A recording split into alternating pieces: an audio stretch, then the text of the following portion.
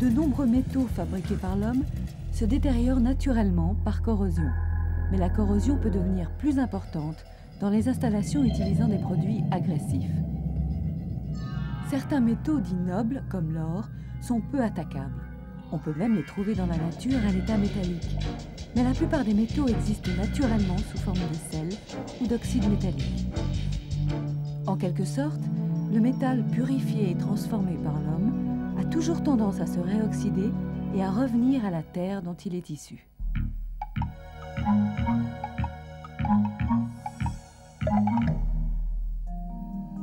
Une des corrosions les plus courantes est la transformation du fer en rouille. Elle peut atteindre toute la surface du métal ou être localisée sous forme de piqûres.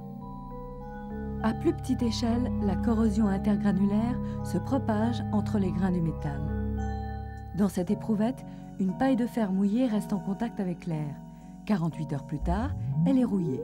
L'eau est montée dans le tube et une partie de l'air a disparu. Pour expliquer le phénomène, descendons à un niveau microscopique à la surface de contact entre le fer et l'air humide.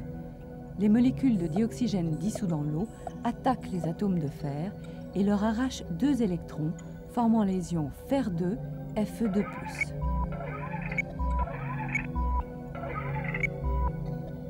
Simultanément, le balai des électrons, du dioxygène et de l'eau se solde par la formation d'ions hydroxyle. C'est une première étape, mais l'oxydation se poursuit. L'oxygène attaque les ions Fe2+, leur arrache un électron et les transforme en Fer3, Fe3+. Et le balai continue, produisant de nouveaux ions hydroxyle. Finalement, les ions Fer3 et les ions hydroxyle s'assemblent dans un précipité. C'est la rouille orange vif qui s'étale en surface. Cette rouille va maintenant attaquer en profondeur les atomes de fer encore intacts, mais plus lentement et moins énergiquement, formant une rouille plus foncée.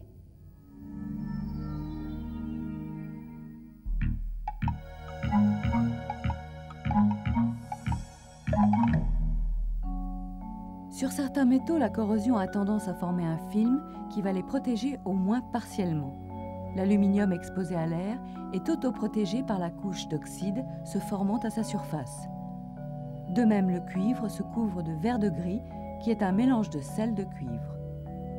Par contre, le fer ou l'acier ordinaire se détériore facilement. Il faut les protéger. Un film de peinture constitue une barrière contre la corrosion. Dans certains cas, comme celui des coques de bateau, la protection peut être électrochimique. On applique des plaques de zinc sur la coque en acier. On réalise ainsi une pile galvanique de grande dimension. Les électrons cédés par les atomes de zinc ne font que transiter dans l'acier avant de rejoindre le dioxygène et l'eau. Ainsi, l'effet du courant protégera la coque, le zinc se sacrifiant à la place de l'acier.